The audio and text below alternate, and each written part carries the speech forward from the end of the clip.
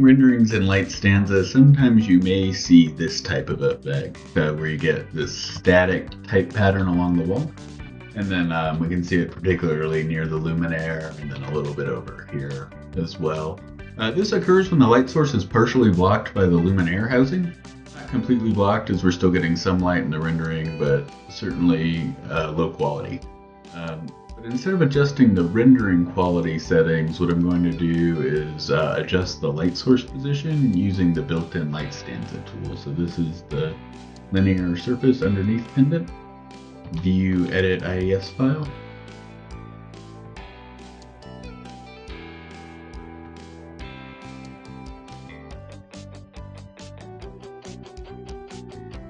And from here I can reposition the light source. Right now it's this blue rectangle that's extending a little bit beyond the extents of the housing. And then it's also contained within the housing. So first I'm going to change the luminous dimensions. This picture is only 1 foot long, so I'll change the length to 1. And then I also want to adjust the position so that the light source is flush with the bottom of the fixture.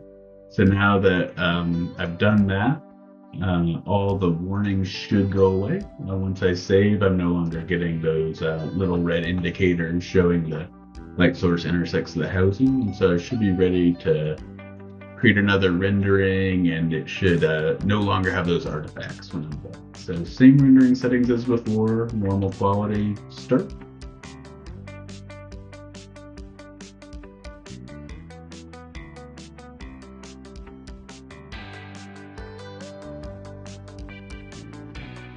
Now our rendering's starting to look a lot better.